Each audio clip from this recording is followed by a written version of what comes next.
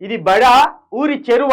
CM ఇలాకాలో అద్భుతంగా సర్కార్ బడి. స్కూల్ గ్రౌండ్ లో నిలిచిపోయిన వాననీరు, చెరువును తలపిస్తున్న పాఠశాల ప్రాంగణం, పాత భవనం వ్యర్థాలను తొలగించని వైనం, పాముల సంచారం, భయంగా విద్యార్థులు.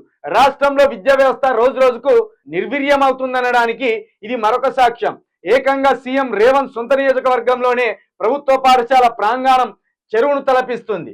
పాఠశాల పాత భవనాన్ని కూల్చేసి వ్యర్థాలు గోతులు పూడ్చకపోవడంతో పాఠశాల మైదానం అంతా వర్షపు నీరు నిలుస్తుంది.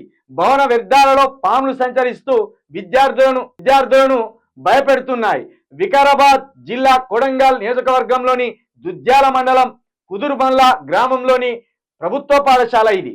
మన ఊరు మన బడి కార్యక్రమంలో భాగంగా పాఠశాలకు కొత్త బిల్డింగ్ మంజూరైంది. దీంతో పాత భవనం కూల్చేసి కొత్త భవనం నిర్మించారు. సీఎం గారు రేవంత్ రెడ్డి గారు, మీరు 7 నెలల్లో తెలంగాణకు ఉపయోగపడే పని ఒక్కటి చేయలేదు. నేను కేసీఆర్ తెలంగాణ ఆగం చేసుకొస్తే నేను పునర్నిర్మించుకొస్తా అన్నారు కదా, పునర్నిర్మించే దిశగా అయితే మీ అడుగులు లేవు. అసలు తెలంగాణను బాగుపరిచే ఆలోచనలే మీలో కనబడతలేవు. ఇది మీ సొంత నియోజకవర్గం అట, కోడంగల్ అట.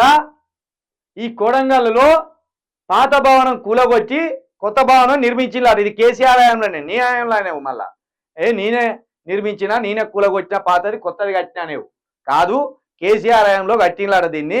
అయితే ఆ పాత బిల్డింగ్ కూలగొచ్చిన వ్యర్థాలు ఏవైతే ఉంటాయో అవి అక్కడనే అట్లనే ఉన్నాయట. అవి సాఫ్ చేయకపోవడం వల్ల అక్కడ వర్షపు నీరు నిలిచి చెరువును తలపిస్తుందట ఆ స్కూలు పరిసర ప్రాంతం, ఆ స్కూల్ గ్రౌండ్. కాబట్టి మరి ఇది నీ సొంత నియోజకవర్గం, పైగా విద్యాశాఖ మంత్రి పోస్టును నీ జేబులో పెట్టుకున్నావు.